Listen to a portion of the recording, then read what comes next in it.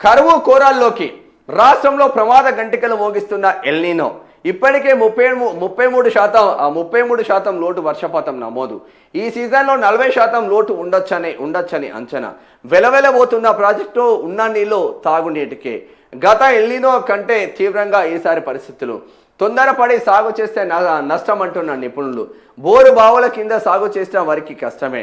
ప్రత్యామ్నాయ పంటలు వేసుకోవాలని స్పష్టీకరణ చేస్తూ ఉన్నారు. ఏమేయాలి ప్రత్యామ్నాయ పంటలు? వరి బదులు కందులు వేయాలంట. చిరుధాన్యాలు, నూనె గింజలు కూడా. ప్రత్యామ్నాయ పంటలపై తొలిదశ కార్యాచరణ సూచించిన సర్కార్. అంతర పంటలకు ప్రాధాన్యం, జోన్లు, జిల్లాల వారీగా సిఫార్సులు. 20 తర్వాత పత్తి విత్తనాలు వేయొద్దని హెచ్చరికలు జారీ చేస్తూ ఉన్నారు. మరి ఏం జరుగుతుంది రైతులకు సంబంధించింది? పెట్టిన నారెండిపోవట్టే, నీరు లేక నారెండిపోతుంది. పెట్టిన రెక్కల కష్టం మొత్తం పోతుందని రైతాంగం ఏడుస్తూ ఉన్నారు. మరి రైతాంగానికి కనీసం ఆయా లీడర్లు కావచ్చు, ఆయా సంస్థలు కావచ్చు, మేము రైతుల పక్షాన ఉంటున్నామని చెప్పే సంస్థలు కావచ్చు, ఆ నియోజకవర్గ ఎమ్మెల్యేలు కావచ్చు, ఆ నియోజకవర్గంలో కొంచెం వెల్ సెటిల్ అయిన ఫ్యామిలీస్ కావచ్చు, రైతాంగానికి కనీసం ఒక 5,000 రూపాయలు, 10,000 రూపాయలు ఆ మండలానికి సంబంధించిన వాళ్ళు అదో ఇదో కొంచెం హెల్ప్ఫుల్గా ఉంటే బాగుంటుంది. ఎక్కడైతే రైతు నష్టపోయిందో, పంట ఎక్కడైతే నిజంగా నష్టపోయిందో, పంట పెట్టిన తర్వాత పంట ఎండిపోయిందో, పత్తి పెట్టిన తర్వాత పత్తి విత్తనాలు ఎండిపోయినాయో, అటువంటి రైతులకు ఆదుకోవాల్సిన ఆవశ్యకత కేంద్ర రాష్ట్ర సర్కార్ల దగ్గర ఉంటుంది. కానీ కేంద్రమోడు పట్టించుకోడు, రాష్ట్రమోడు పట్టించుకోడు ఈ విషయంలో. బట్ తెల్లారు లేస్తే రైతే రాజు అంటాడు. మళ్ళా సాగుకు అత్యంత కీలకమైన జూన్, జూలై నెలల్లో 33% లోటు వర్షపాతం నమోదైంది. రాష్ట్ర వ్యాప్తంగా అన్ని జలాశయాల్లో తాగునీటికి తప్ప సాగుకు చుక్క నీరు లేదు. చెరువులు, కుంటలు కూడా వెలవెలబోతున్నాయి. ఇదే పరిస్థితి కొనసాగితే తాగునీటికి కటకట తప్పదా అనే పరిస్థితి. భూగర్భ జలాలు పాతాళానికి పడిపోతున్నాయి. రాబోయే 3 నెలల్లో కూడా తక్కువ వర్షపాతమే నమోదవుతుందని వాతావరణ నిపుణులు అంచనా వేస్తున్నారు. వెరసి ఎల్నినో రాష్ట్రంలో ప్రమాద గంటికలు మోగిస్తుంది. వర్షాభావ పరిస్థితులు కాస్త కరువు వైపు అడుగులు వేసేలా కనిపిస్తున్నాయి. ఇప్పటికే 33% లోటు వర్షపాతం నమోదైందంటే పరిస్థితి ఎంత తీవ్రంగా మారిందో అర్థం చేసుకోవచ్చు. 2002లో వచ్చిన ఎల్నినోతో పోలిస్తే ఈసారి 2026 ఎల్నినో ప్రభావం చాలా తీవ్రంగా కనిపిస్తుంది. ఒకవేళ బోరు బావుల కింద రైతులు సాగు మొదలుపెట్టినా చివరికి పంటలు గట్టెక్కుతాయనే నమ్మకం లేదు.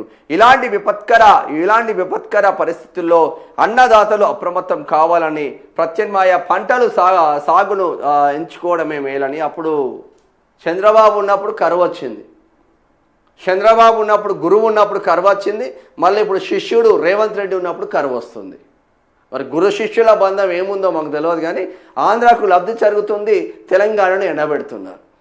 అన్ని రంగాలలో అదే జరుగుతుంది.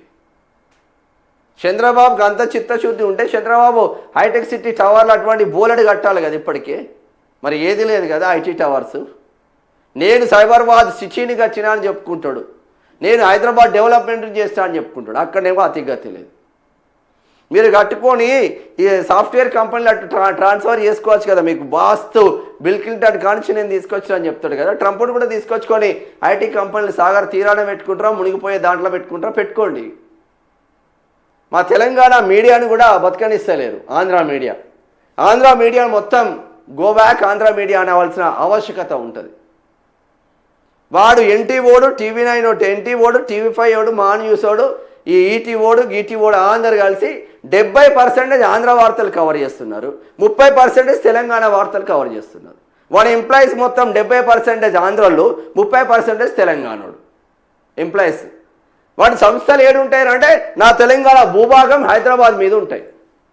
మరి దీనిపైన ఎవరికి క్వశ్చన్ చేస్తారంటే లుచ్చనా కొడుకులు, రాజకీయ నాయకులంతా వాళ్ళకి ఇచ్చే పైసలకు కకృతి పడతారు.